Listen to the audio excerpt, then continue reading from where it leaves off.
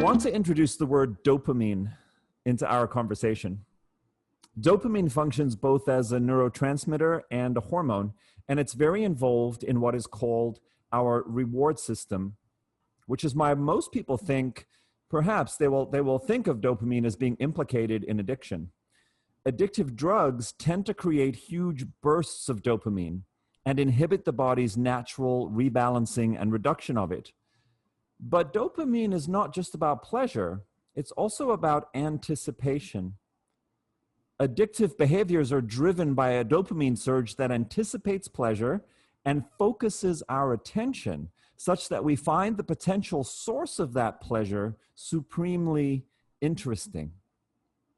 Our topic today is psychedelics, and while this class of substances is not addictive, its capacity to chemically create mind-blowing, fascinating, revelatory, ecstatic experiences in the human brain that can remake our belief systems and self-concept is indeed the stuff of legend. But let me talk about Parkinson's disease for a moment. Parkinson's has to do with reduced levels of dopamine to some extent, disrupting motor nervous system function. And those typical jittery symptoms and other movement issues can be reduced by administering something called L-DOPA, a dopamine precursor. But in the first few waves of these drugs being on the market, some people had alarming side effects. Picture, if you will, senior citizens who develop a new tendency to pull all-nighters glued to one-arm bandit slot machines, or who are suddenly obsessed with frequent anonymous sex. Excess dopamine does strange things. It's also heavily implicated in psychiatric conditions like bipolar disorder and schizophrenia. Interestingly, studies show that people who are more likely to believe in conspiracy theories have brains that tend to produce more dopamine. Think about the level of focused obsession with connecting the dots we see amongst conspiritualists. This is related to our capacity for pattern recognition, an ability that evolved because of its great survival value in terms of navigating the natural world. It helped us to see camouflaged predators or understand the behavior of our prey, predict basic weather patterns, and even make sense of the seasonal cycles. We saw patterns. As an aside, seeing patterns could also lead to, say, tearing the beating hearts out of virgin sacrifices atop pyramids as an offering to the sun god in exchange for good harvests and victory over our enemies. So, this skill can be overactive and see patterns that are not there. Rational people usually think of that type of pattern recognition as superstition, but give a rational, skeptical atheist L-DOPA under laboratory conditions, and they will perceive patterns more frequently than they normally would, even when there's no pattern there. Because recognizing and learning from patterns is linked in a very ancient way to emotions and instincts around literally living or dying, there's a convincing shot of dopamine that we get when we believe we see an important pattern. And that strengthens pathways in turn associated with learning new information or skills. There can also be a potent, fearful resistance to believing we could be wrong about this new insight because of its connection historically to survival. And finally, when people are in situations in which they feel stressed, helpless, or afraid, many of us will tend to see non-existent patterns and make decisions based on superstitious hunches as a way to try to regain control. Now, this is particularly interesting to me in terms of the massive stress and helplessness of trauma, but it also makes me think about intensely altered states in which fear, amplified sensory experience, and the physical urgency and suffering around purging poisons from the consumed plant, a process that then combines experientially with emotional release. If you already were prone to overactive pattern recognition, situations that invoke fear and loss of control would amplify those tendencies even further. And one expression of that could be conspiracy reasoning, especially if then introduced by an authority figure right after the ceremony when you're at your most suggestive or suggestible.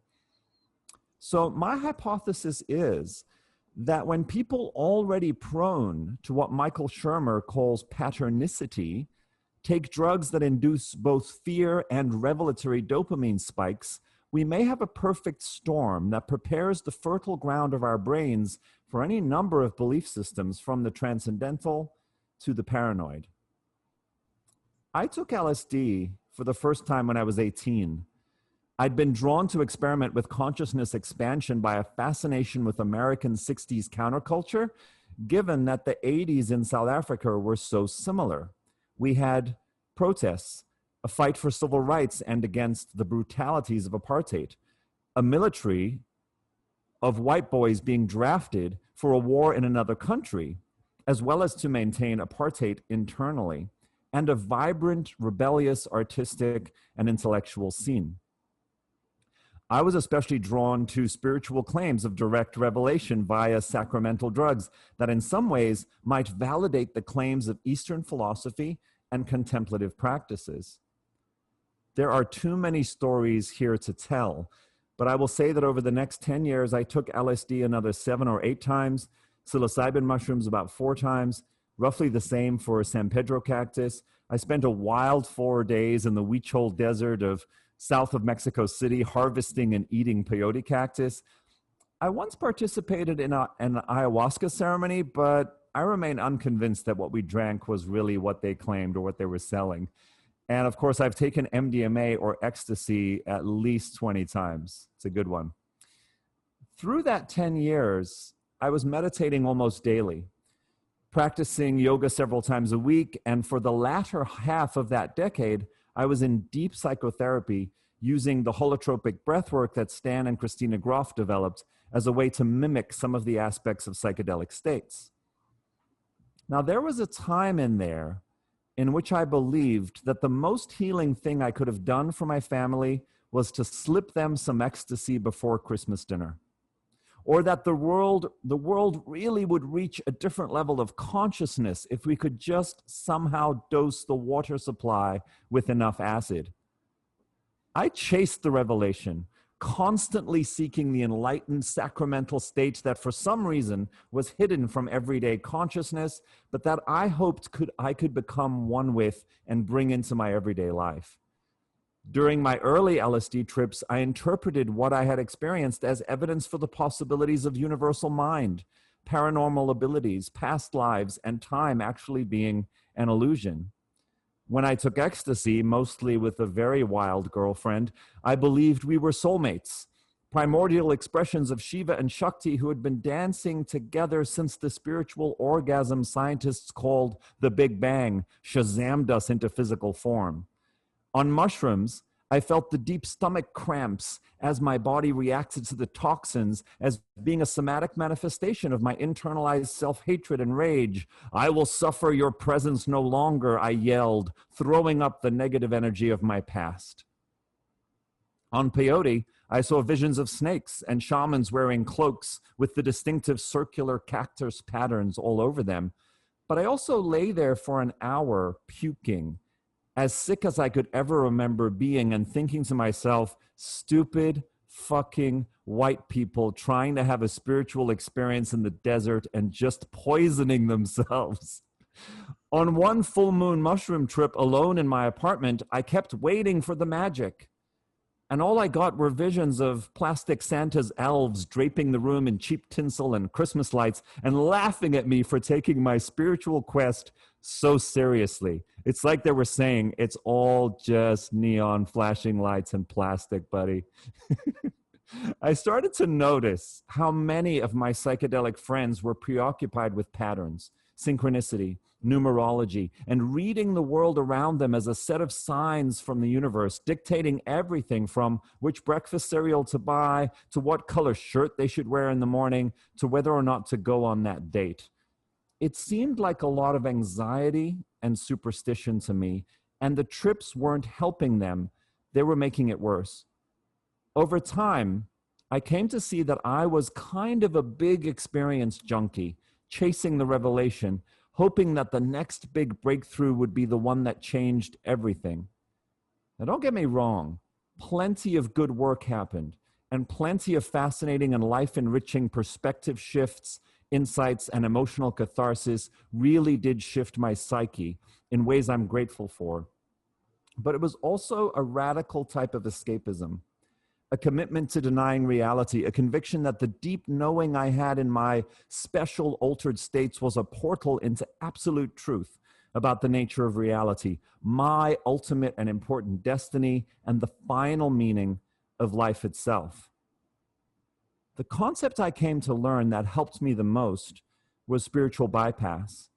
We can define spiritual bypass as the tendency to try to use spiritual beliefs and experiences as a way to bypass, avoid, deny, or escape emotional pain, trauma, alienation, or dealing with the real world in honest and grounded ways, even when claiming to be doing deep emotional work via powerful altered states.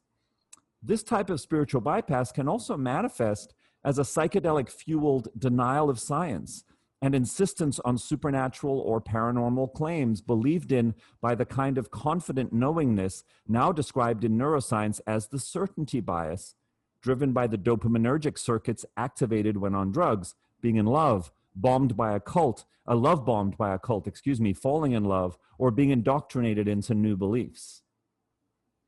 It wasn't until I found a legitimate therapist in his 50s with a lot of psychedelic experience and knowledge that I could begin the process of interpreting, integrating, and indeed recovering from how I used psychedelics as a form of escapist spiritual bypass and experience chasing, that my life actually did start to get better. And I started to deal with the real world in more grounded and, yes, eventually rational ways. Now, I know that under the right conditions and with the right guidance and correct dosage, psychedelics can be incredibly beneficial and helpful, but they have to be approached with respect and appropriate caution. They are rocket fuel for the mind, and under less careful conditions can indeed amplify and fan the flames of grandiose delusions, spiritual bypass, messianic grand narratives, and inflated dogmatic certainty and self-importance.